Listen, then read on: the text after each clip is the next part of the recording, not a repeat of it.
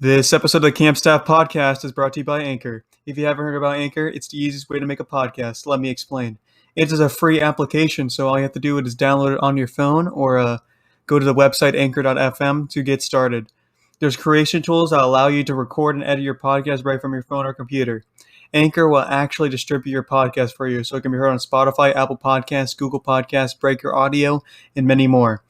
You can make money from your podcast with no minimum listenership. So if you don't have any people listening to you or listen to your podcast, or if you don't have anyone that likes you, you can still make money if at least one person does. And it's everything you need to make a podcast in one place. Anchor.fm. Download the App Store today.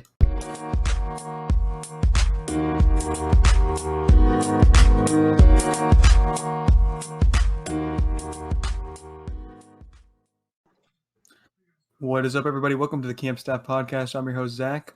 Also here, accompanied with me, is my host, David. What is up, David? Bradley Tanner. You already know, bro. It's the sky. Just look up. It's actually the ceiling, doofus. Nope, I'm outside right What? now. I win. I'm not actually What? outside. I just want. I know you're not outside because you know We're you're quarantined. wrong. That's why we're inside. No. So how was Bel Air? Oh, Bel Air? Yeah, because Like- you were born in West Philadelphia, born and raised. Of course, yeah. So You know, in the playground is where you spend most of your days. mhm. Yeah, Hooping and chilling on stuff. Maxon, relaxing on cool, Yeah, and shooting some b-ball outside of the school. yeah, of course. Yeah. So it's pretty nice. We have had a couple incidences where random mobs of people are just showing up for no reason. I don't know what's going on there. And taking pictures of you. Yeah, it's And, kind of Do crazy. they keep calling you the Fresh Prince? Yeah, they keep on saying something about a Will and Smith. I don't know. So you're the Fresh Prince of Bel Air, I'm guessing, Maybe. because you started having trouble in your neighborhood. Did I really? Oh yeah, in Yeah, Philadelphia. in West. Mm-hmm. Yeah. But then you got in one little fight, and your mom got scared, and then she moved you with your auntie and uncle in Bel Air. Nice. So Okay, can we kill this bit? Brandon, thank you. I was waiting for somebody to come in with a knife and just stab. I was like, Oh, wow, goodness. he's really That just was- going for it. That was agonizing there. We're keeping it in. Good. That's the Sure. point. Quality content. It's an ongoing joke because See, I said that. we're in I said such that you. levels of irony where we're self-aware that we're self-aware. You know, that makes us not self-aware because two negatives equal a positive. We have a guest this episode. Everybody, welcome Jake. How you doing, guys? Thanks for I'm having good. me. Pretty well. Welcome. So I heard you're from West Philadelphia. I'm just kidding. I am not. I'm repping Wisconsin up here. Wisconsin. He's the cheese boy. Cheese boy. Ooh. Mhm. Yes, we got lots of cheese and like we were talking before we got on air, referring to the Wisconsin milk song, which there are lots of cows in Wisconsin. So Gotcha. if you've never been there before, there's lots of cows and there's lots of cheese. So in Wisconsin, do they sound like this and go up? Some do, yeah. Some I do. don't. I'm from southern Wisconsin, but if you get up past like into central Wisconsin, northern Wisconsin, there's some hardcore Wisconsin accents up there. I'm from What the- Wisconsin. I always thought I'm so sorry. Let me I drink always some thought sody Oak was pop. like an Iowa. Let me drink some. So there's a difference between Wisconsin accents and Canadian accents, though. You sound like a Canadian accent, Oh yeah. just. But yeah, there's definitely a pretty rough accent in some parts of the state. There's like there's all the different Midwest states. I heard they all have like a variant of that accent. Is that true? Yes. Yeah, so like the UP has their own thing. The Upper Peninsula of Michigan, the Upers have their own thing, The Yoopers. and then northern Minnesota has also something that's different from Wisconsin. Minnesota. Man, I love it so and then- much. It's so charming. And then down here, I live very close to Illinois, and there are some very different accents down here also, as opposed to some parts of the rest of the state. But Mhm. yeah, it's kind of every 2 hours or so the accents change a little bit. It's kind of weird. It's like Gotcha, seasonal. Gotcha. Yes. Gotcha. Like I can kind of hear a little bit in your voice, but I definitely, it's definitely tame. Like for sure. If you've ever heard of Charlie Burns, he does the Manitowoc Minute. Yes. Um, That's why I brought it up. Yeah, one of the best things he's done is when he went down to was Disney World or Disneyland. You guys have down in Florida. Disney World. He was walking around Disney World saying, "Man, they're coming pretty close to Wisconsin Dells down here." And the Wisconsin Dells are like, that's our place. That's the water park capital of the world. So Yeah. our self-proclaimed water park capital of the world. Mhm. But That's but awesome. yeah, so but he's pretty dang accurate with some of these Wisconsinites. That's funny. That's really funny. Interesting. So, Jake, what areas have you worked at a summer camp? Yeah, so I'm going to try to get through this quick because this will technically be my 6th summer coming up this year. I took a couple years off, so if I counted, this should be 9 if I worked all the way through. But my first year, I was a CIT. How my camp works is it's a reservation, so we have a Boy Scout camp and a Cub Scout camp. So when you're a CIT, you work at both of them to try to get a taste of which one you like more. So when you go back next year, you could pick which camp you want to work at. And so 2012, I was a CIT. And then 2013, I worked at the Cub Scout camp. I was a program aide. So I kind of helped out whichever area was short that week, if somebody was on vacation or somebody got sick. I took a couple years off. I came back in 16. I worked at Shooting Sports, and I shot stuff all year. 2017, I worked at the waterfront. I think, didn't you guys said you have a pool down there? Is that right? Yes, sir. In a lake. We got a lake. We don't have to worry about alligators and stuff eating us up here, luckily. But we have a lake. And 2018, I was the area director for an area called Personal Wellness. It's like sports and first aid and e-prep and stuff like that. We called that a health craft by us in our camp. Yeah. And then this year I'm going back. I didn't work last year, but I'm going back this year. I'm going back to Shooting Sports. So I'm back on the rifle and shotgun ranges. Oh, I know a thing or two about shooting sports. I've heard. Yeah, me too. I worked heard there. about that. I worked there in 2016. I was our janitor is what I was called. There was 3 ranges and I was the 4th person. So I kind of floated around and fixed things and cleaned things. But this year I'll be running more ranges than cleaning and fixing. I'll probably be doing a lot of cleaning and fixing anyways, but I'll be running the ranges also.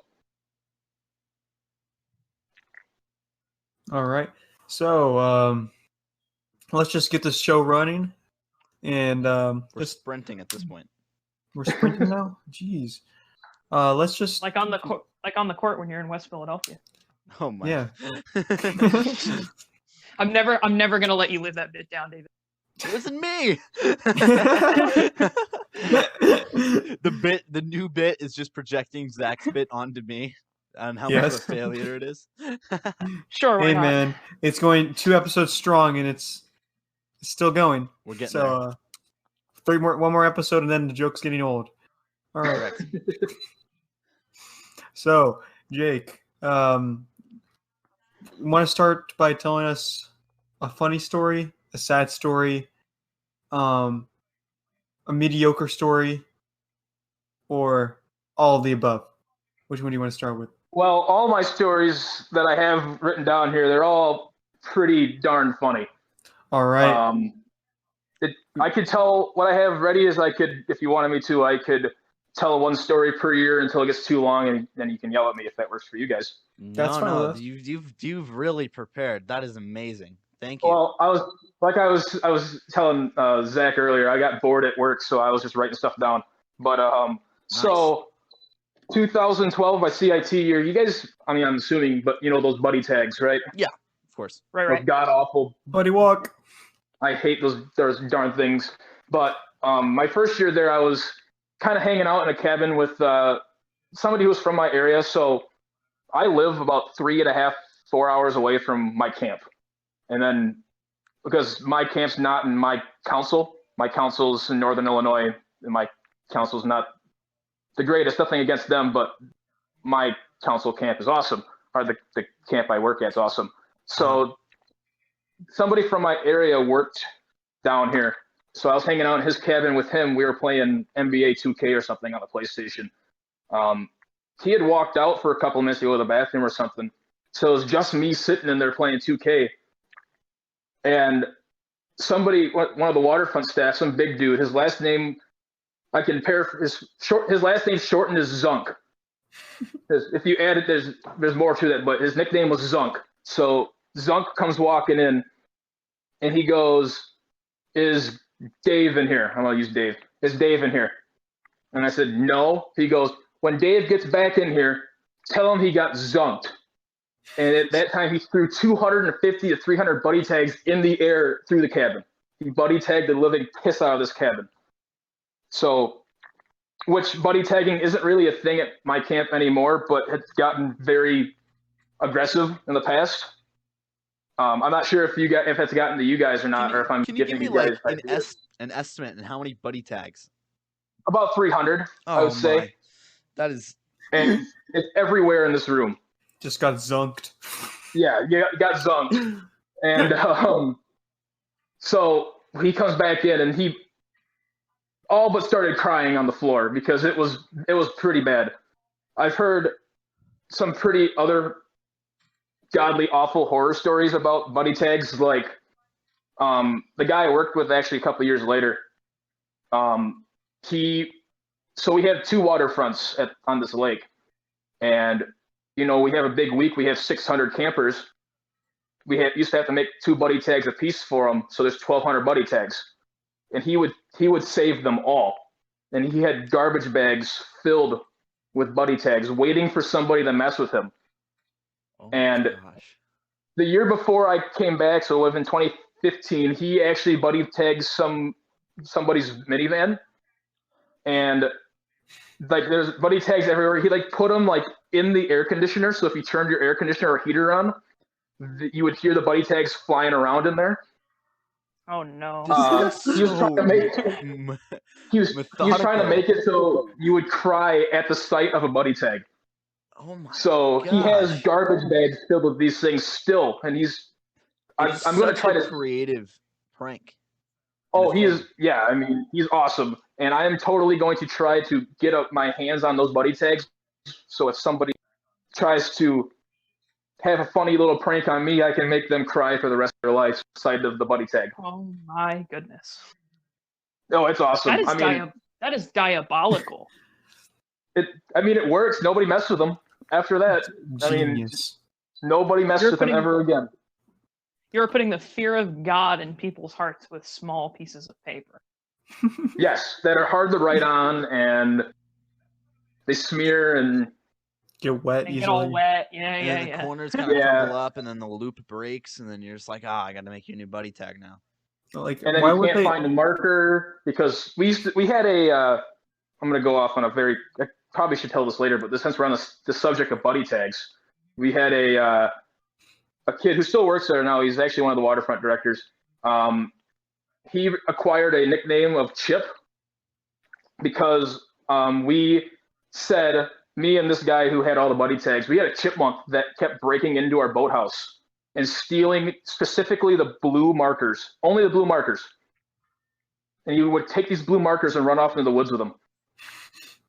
And we gave him the nickname Chip. We handed him a trident, like a metal trident, like from the ocean. Our theme that year was Lost at Sea. So we handed Chip the trident, and we said, if you kill this chipmunk, we're going to give you all 4s on your evals, because the CIT evals go from 0 to 4, 4 being the highest. We're going to give you all 4s on your eval if you kill this chipmunk. And if you don't kill a chipmunk by the end of the week, you're going to get all 0s.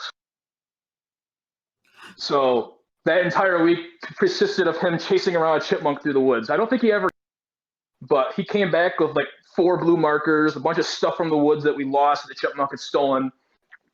Had a very love-hate relationship with some of the animals up there. Nice. So, yeah. I was expecting him to come back with like on the tip of the trident was like a dead chipmunk with his guts hanging out. I didn't want it to be that graphic, but I'm also not for killing chipmunks with tridents, but that chipmunk had to go because he was getting into everything. He's walking out of the woods, with the chipmunk and trident in hand. I've seen things, man. There's no going back from this. I'm a changed man. As long as the kids don't see him, who cares, right? His face is camo painted. I guess. My goodness.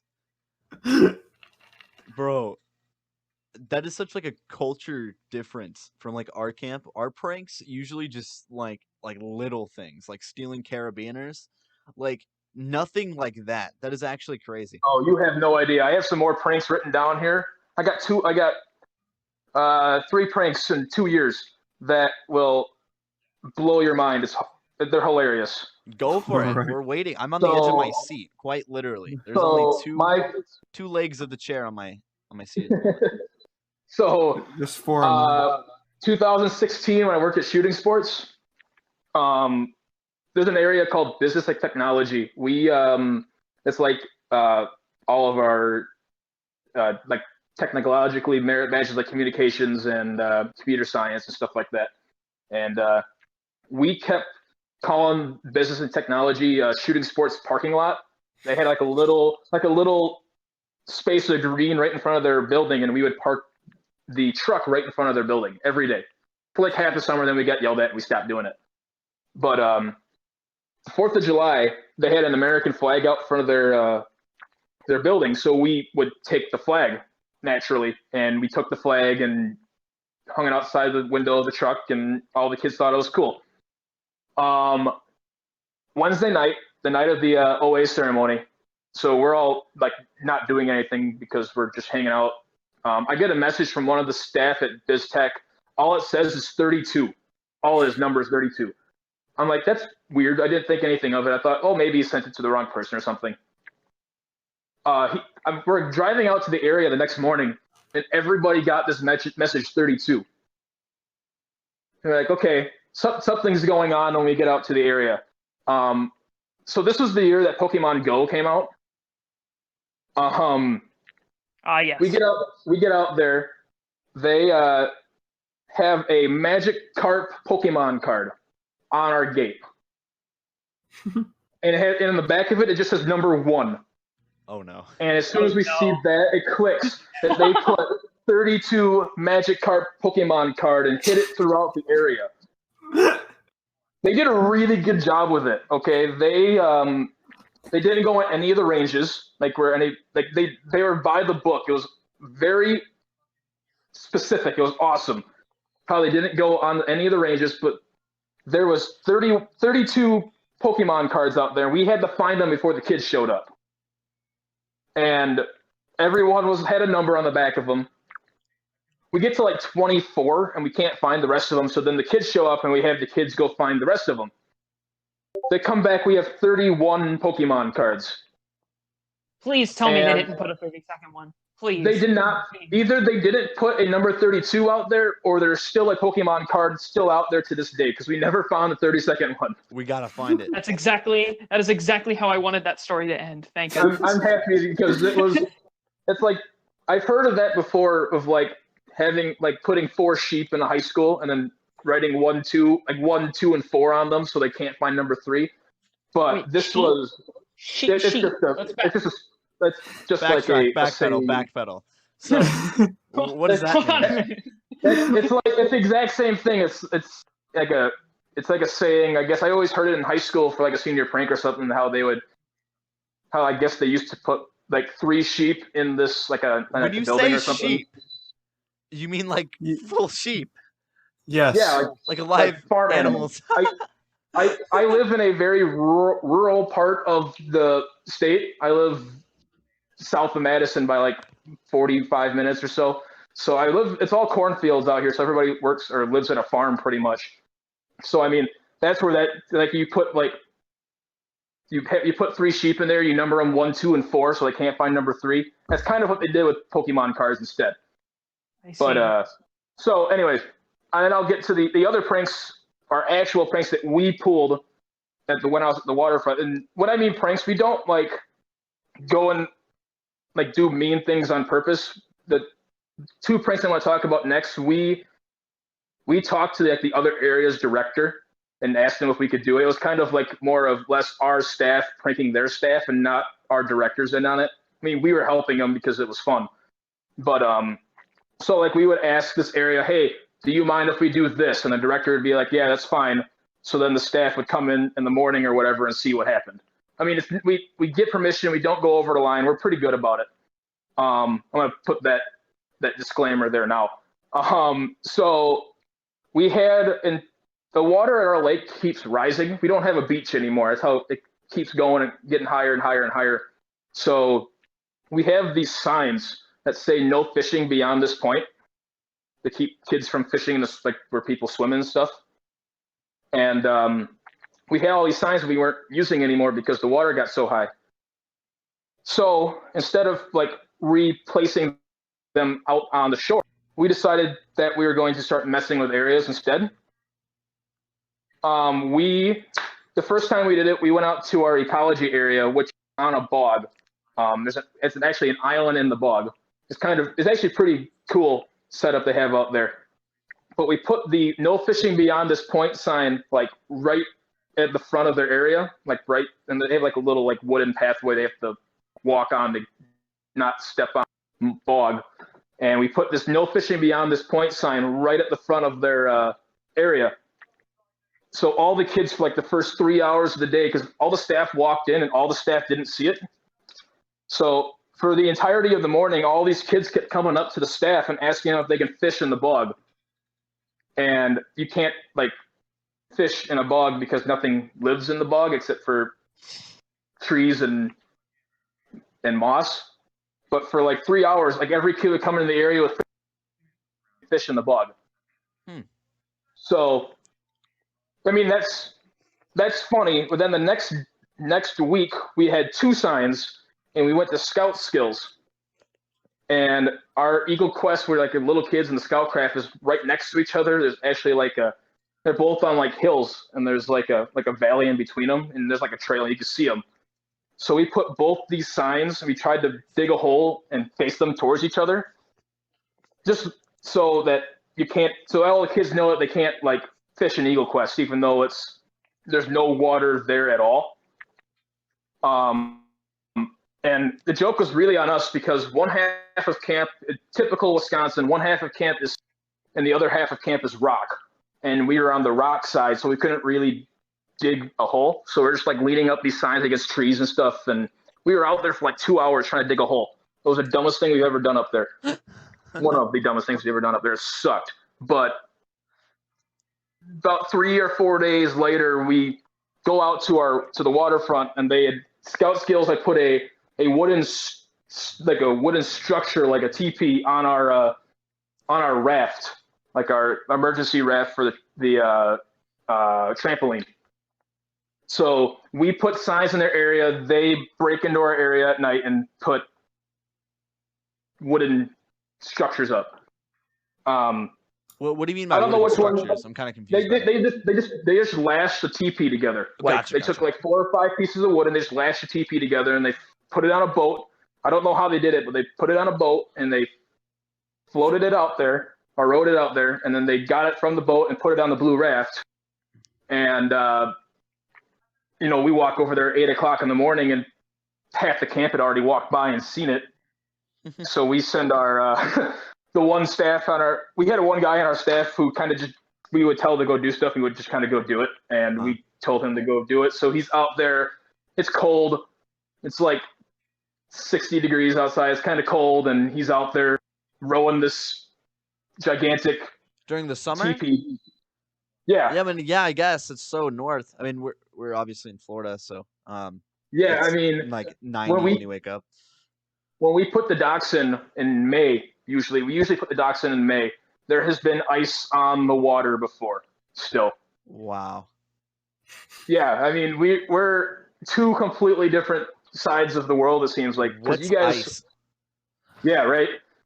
You guys are talking about like winter camp and stuff, and I can't even go to winter camp here because if I go to winter camp, I can get snowed in Yeah. up in Rhinelander. I mean, it's 4 hours away, so Crazy. I can get snowed in, and I won't be. And plus, I don't want to go up there anyways. It's cold. It gets really, really flipping cold here. So So I mean, yeah. um Go ahead. so did at any point did you guys catch anybody trying to prank and kind of just stop them, or did you catch the We prank just kinda, before campers could see it? We do a good job of not letting campers see it. Gotcha. That's the big one. But I mean, we don't. My last year there, I don't think we even had a good prank. The best prank we had was when that guy that had all of the buddy tags and the garbage bags. Uh-huh. He came up for a week to volunteer, and our only prank we did was I had a radio, and we talked to each other on the radio, like right next to each other, making it sound like we were doing a prank. That was like the only prank we did. We don't really prank too much anymore. The non-prank. But yeah, it was a total bluff prank. Mm. But it threw everybody off. I mean, it worked for the people that heard it. But It was a prank was- without the work because like they still dreaded the consequences of said prank. all we were doing was standing next to each other, talking to each other, but talking into the. It was stupid, but it worked. It was like, hey, am I good right here? Like, no, go back a couple more steps. That's all it really was. Gotcha, and- gotcha. It was super simple and yeah. That sounds like so- our radio transmissions at our camp, but they're not even just pranks. They're just being dumb. Stupid stuff.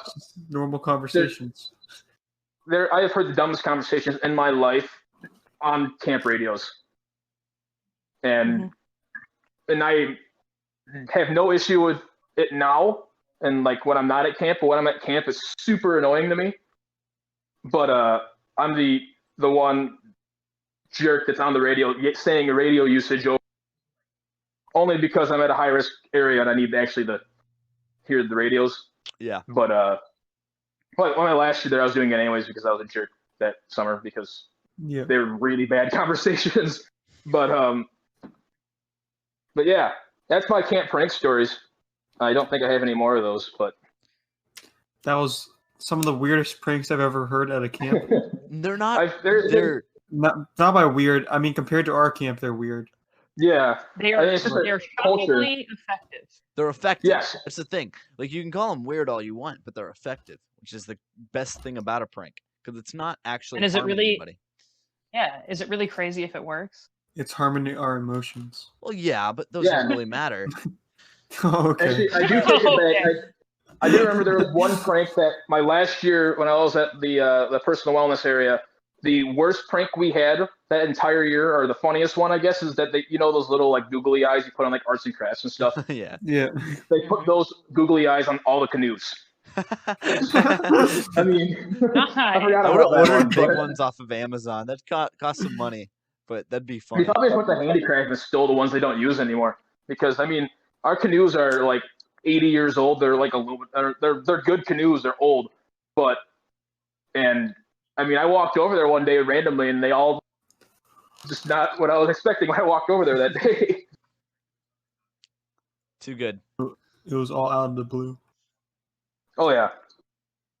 You want some more stories, or are we? Yeah, go for it. moving on? Go Yeah. for it. Go for it. Yeah. What else do I got? You can do at least 2 more stories. All right, I think I should be good then. So, my year when I was at the Cub Scout camp, so 2013, we had a guy I worked with, probably the weirdest guy I've ever met in my life.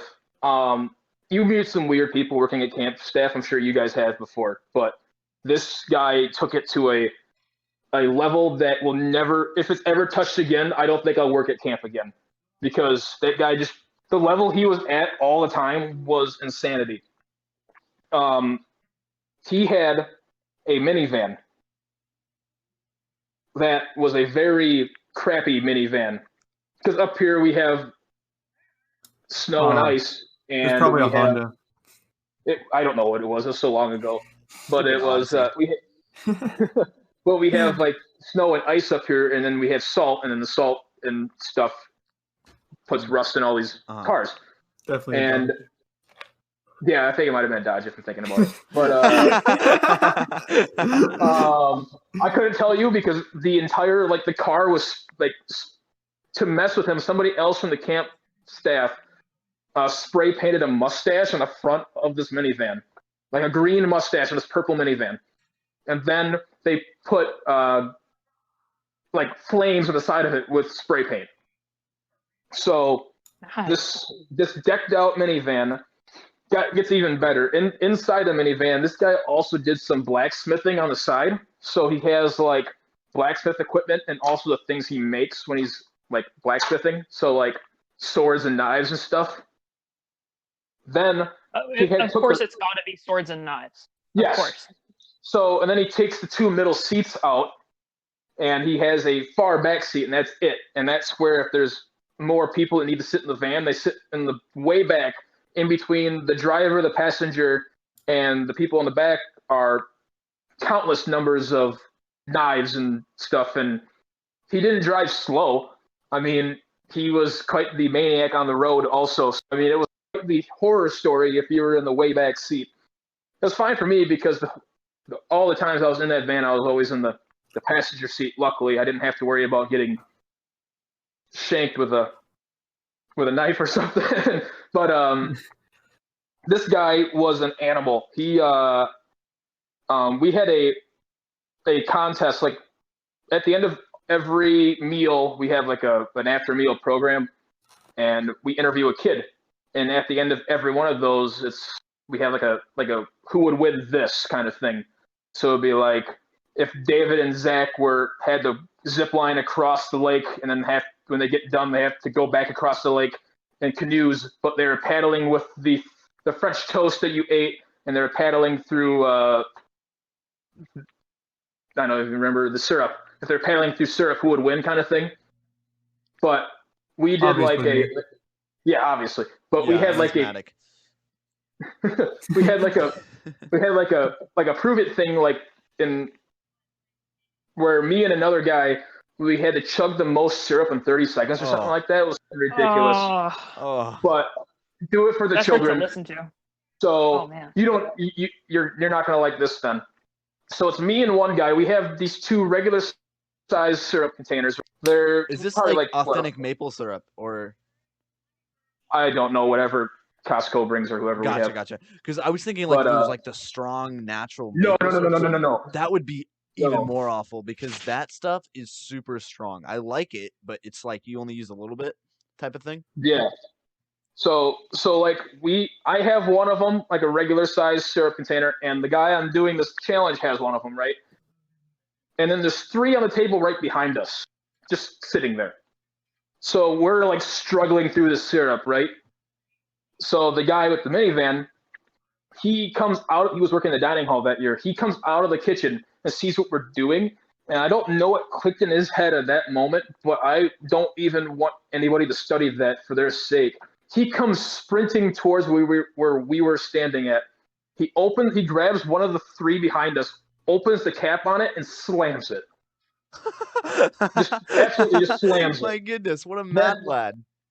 But it gets better. Then he puts that one down. He grabs the next one, slams that one. Does it again for the third one. Takes the one out of my hand that I'm currently trying to slams that one. Then he slams the last one. He puts two hands up, like two fists in the air, like, yeah, kitchen, and throws up everywhere. And he was sick for like 6 hours. He wasn't able to do anything. Just threw up all How big is over this the guy? kitchen. How big is this guy? Like He's not tiny, but he's not gigantic. Maybe like 210. Oh. He's not like a big dude. He's not little, but he's not like a monster. I mean, just he chugged 5 syrup containers in about 10 seconds in front of all the kids and all the staff, and then Was this went like- back, ran back to the kitchen, and threw up everywhere. Like, was this at a meal? Yeah, as I said, breakfast. It was their last meal of the week. It was like that was like their send-off meal. Goodness. Bruh. Zach, That's- you know what we that's got to a- try now. That's a beautiful send off.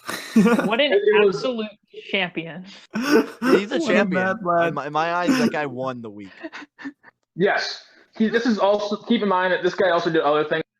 We would, like, our camps are we're not separated, but we're not like next to each other. So we like during staff weeks and training, we'd have to go to the Boy Scout camp for meals and stuff.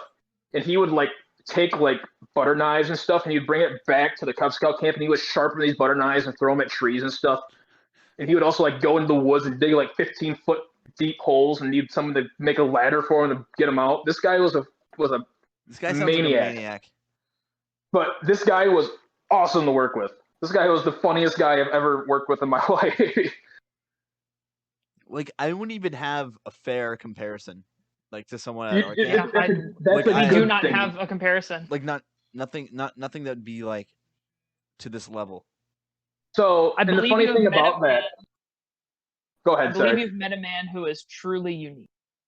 Yes, but should go- the weird thing about this is that he was really weird, but everybody else that worked at that Cub Scout camp wasn't that. I mean, they weren't as crazy as him, but it wasn't by much.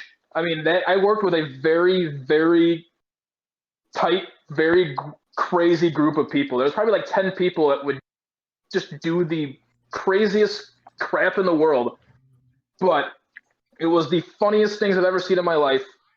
I mean, it's a lot different now. There's a lot of stuff that we don't even try to get away with now that they all would get away with because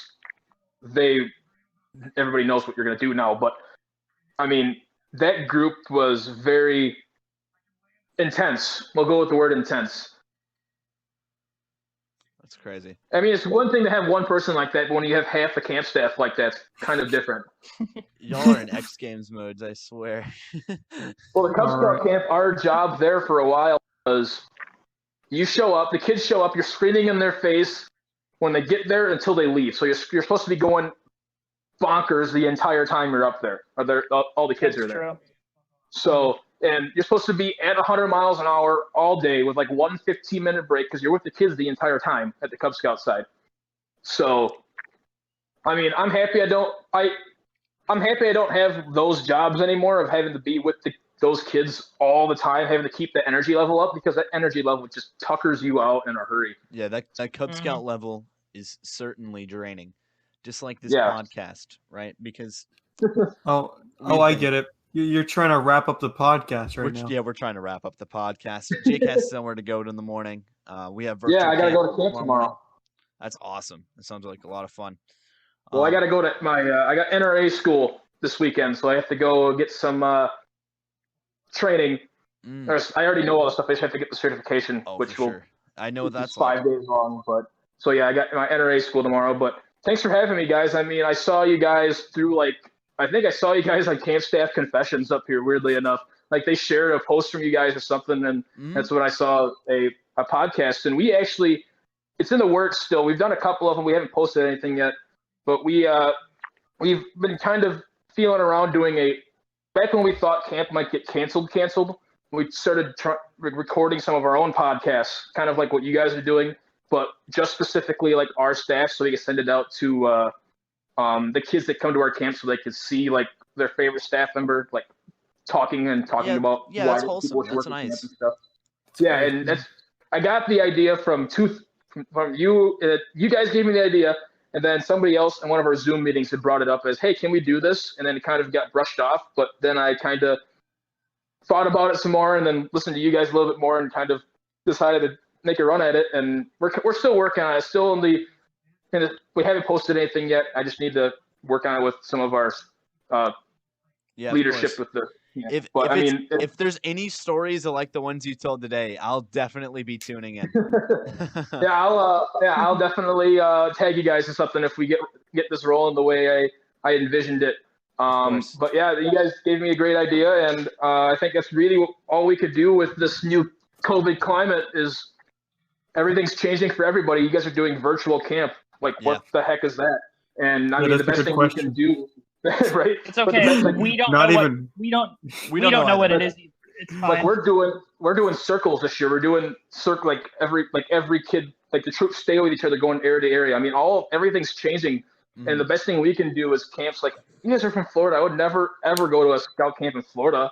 I mean, not that I wouldn't want to go.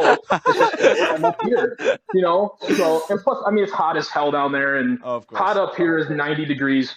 95 degrees is really hot up here, but we have tornadoes and stuff, so I mean it offsets. But Mhm. and apparently